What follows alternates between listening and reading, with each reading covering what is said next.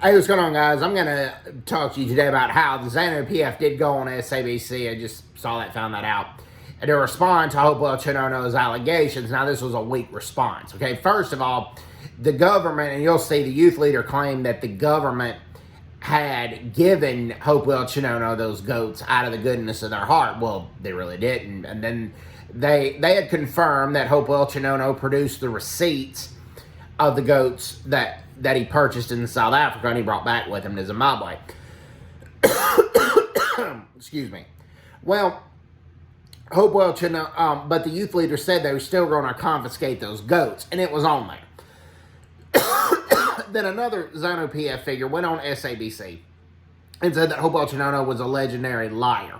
That Section 71 of Zimbabwe's constitution, which it does protect private property, but the ZANU-PF has arrested Hopewell Chinono before. They've unjustly arrested him without trial, and they have arrested several opposition figures as well without trial, and typically they do get released, but when they get released, they produce a lot of scars and bruises to show that they've been beaten in prison, which they have been. So, to claim that Chinono is a legendary liar, but it's not making, and he really didn't make any examples of how Chinono was lying. He also said he didn't care what he heard in social media. Well, social media can create perspectives, and the SABC was right to call them on this, and they said that, you know, when people hear this, what's going on, no investor with any sound mind is going to want to come and invest in Zimbabwe if the government's able to do this.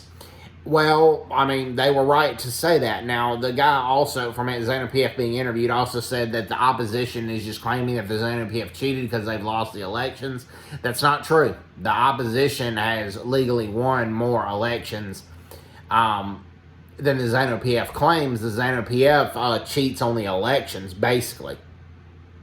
And I thought it was a weak response. He didn't produce too many examples of why Chinono was lying. He didn't claim the state of the healthcare. He just said Chinono was lying about human rights, but didn't claim any examples of peaceful opposition that they allowed or peaceful protests that they allowed, because they really don't allow any.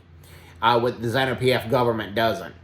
So, anyways, that's what it was. They did respond. They did respond to the SABC's request for comment, and in the previous video, I said that they didn't, but the SABC did say that they had declined requests for comment, and finally, they eventually agreed to go on SABC and tell their side of the story. But the ZANU-PF figure kept looking away from the camera. He kept rolling his eyes. He stuttered a little bit. You could tell he wasn't telling the truth. So anyways, hope everybody's doing well. Take care. God bless, and bye-bye. Bye-bye.